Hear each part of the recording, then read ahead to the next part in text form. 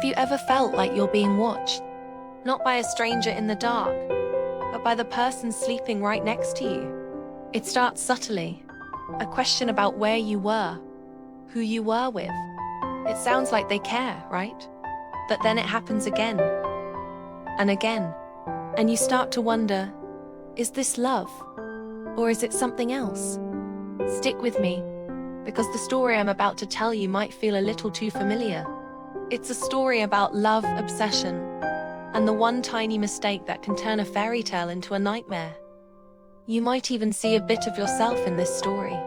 It all began with Leo. He was everything I thought I wanted. Charming, attentive, and he looked at me like I was the only person in the world.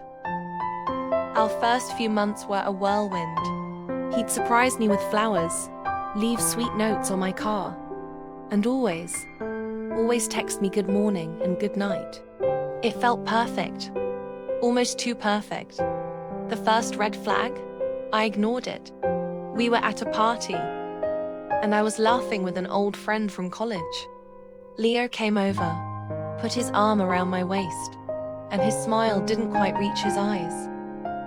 "Who's this?" he asked, his voice a little too tight. I introduced them, but for the rest of the night, he didn't leave my side. I told myself he was just protective. He loved me that much. Then came the questions.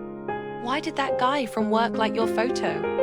You didn't mention you were going to that specific coffee shop.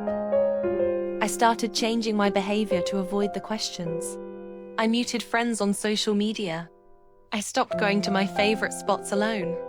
I was shrinking myself to fit into his version of a perfect relationship. My world, which was once so big and vibrant, was becoming smaller and smaller, with him at the center, like a sun that was burning everything else away. I was so focused on making him happy. I didn't realize I was losing myself.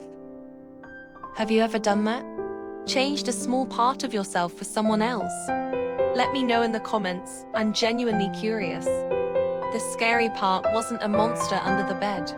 The monster was the slow realization that I was living in a cage with invisible bars.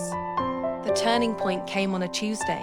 I had a dinner planned with my sister, something we did every month. I told Leo about it a week in advance. That afternoon he called. "Hey babe, I'm not feeling so great. I think I'm coming down with something. I really need you tonight."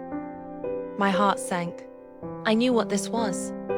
I told him my sister was expecting me. His voice turned cold. "So, your sister is more important than me? When I'm sick?" It was a test. And for the first time, I saw it clearly. This wasn't love. Love doesn't demand. It doesn't isolate. And it certainly doesn't punish. Love gives you wings. It doesn't put you in a cage. That night, I didn't go home. I went to my sister's and I told her everything. Saying it all out loud, I felt the weight of it all. The constant anxiety, the walking on eggshells, the person I had become. It was terrifying. The scariest mistake I made wasn't falling for Leo. It was ignoring my own intuition. It was letting "I love you" become an excuse for control. It was believing that love was supposed to feel like a beautiful prison. Leaving was the hardest thing I've ever done. He called, he texted, he promised to change. But I knew that the foundation was broken. My story isn't about blaming Leo.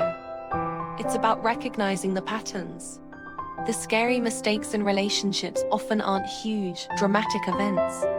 They are the small compromises that chip away at who you are. They are the red flags we paint white. If this story resonates with you, even a little bit, please listen to that inner voice. Your happiness and your freedom are not things you should ever have to sacrifice for someone else. True love should make your world bigger, not smaller. Thank you for listening to my story. If you've been through something similar or have thoughts on this, please share them below. Let's create a community that helps each other see the signs. Don't forget to subscribe for more stories that make you think. Stay safe and love yourself first.